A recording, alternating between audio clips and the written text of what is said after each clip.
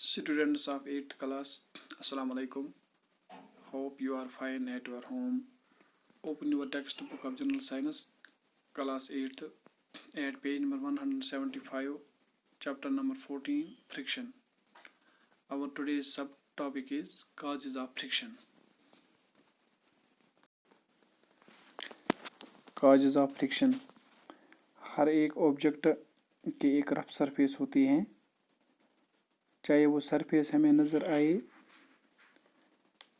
या ना आए एक नेकेड आई से, लेकिन इसकी एक रफ सरफेस होती है।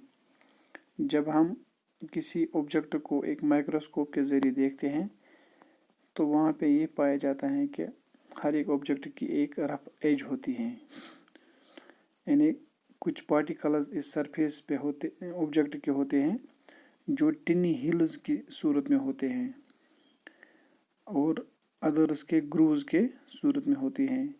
जो टिनी हिल्स और ग्रूव्स ऑन द सरफेस होते हैं किसी ऑब्जेक्ट के, इनको इरेगुलरिटीज़ ऑफ सरफेस कहते हैं, यानी इनको इरेगुलरिटीज़ ऑफ सरफेसेस कहते हैं।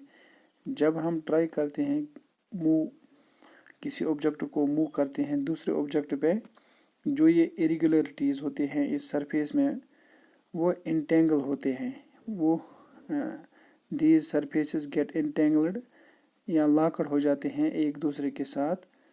जो ये इंटरलॉकिंग ऑफ इरेगुलरिटीज़ दो सरफेसेस के दरमियान होते हैं, ये अपोज करते हैं motion of one object over the other, और एक फ्रिक्शन फोर्स ऑफ फ्रिक्शन पैदा हो जाती है वहाँ पे।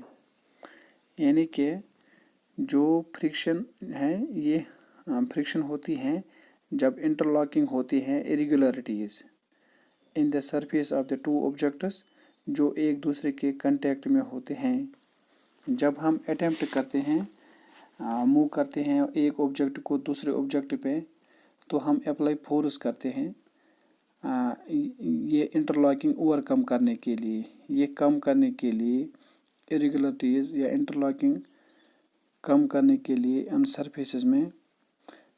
तो मोर द अगर ज़्यादा ये रफनेस होगी सरफेस की तो वहाँ पे ज़्यादा इरेगुलरिटीज़ होगी उस सरफेस में, तो वहाँ पे ज़्यादा से ज़्यादा फ्रिक्शन होगी।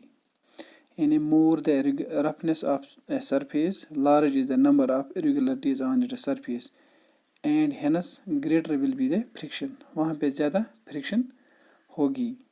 Thus the force of friction is greater if very rough surfaces are involved, यानी वहाँ पे फोर्स ऑफ फ्रिक्शन ज़्यादा होगी अगर रफ सरफेसेस ज़्यादा इन्वॉल्व होगी।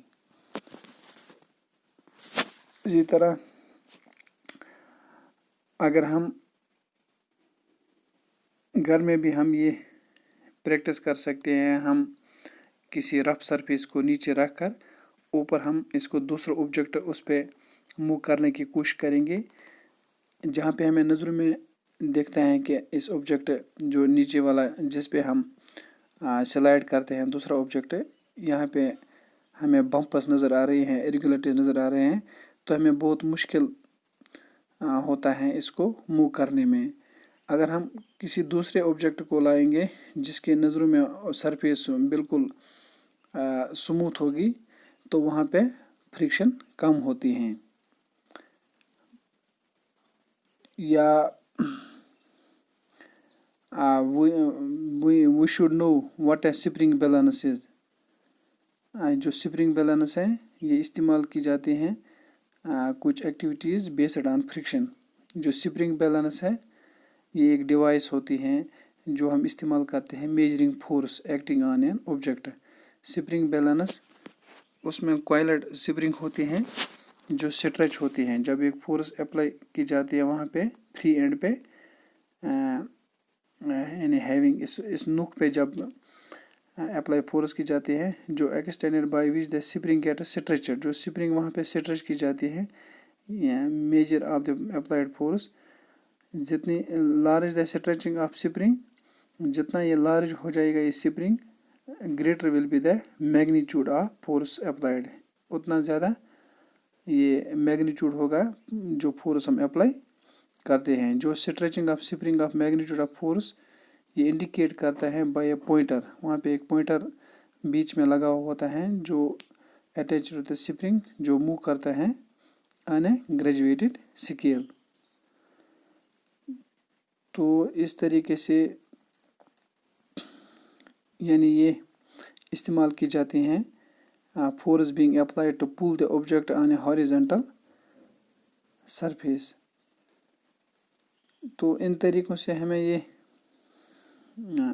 पता चलता है कि फ्रिक्शन कहाँ पे होते हैं। अगर हम अपने जूते के बारे में भी हम बता सकते हैं, चप्पल के बारे में, या गाड़ी के जो टायर्स होते हैं, जितनी इरेगुलरिटीज़ गाड़ी के टायर में ज़्यादा होंगे वहाँ उस गाड़ी में ज़्यादा फ्रिक्शन कर सकती हैं। इसकी ब्रेक्स अच्छी तरह काम कर सकती हैं। जिसमें इरेगुलरिटीज़ नहीं होती हैं वहाँ पे गाड़ी यानी ब्रेक दबाने के बाद भी वो स्टॉप नहीं हो जाती है, वहाँ पे एक्सीडेंट का खतरा रहता है। तो in next we will discuss the factors affecting friction. कौन कौन से फैक्टर्स हैं जो अफेक्ट करते हैं फ्रिक्शन।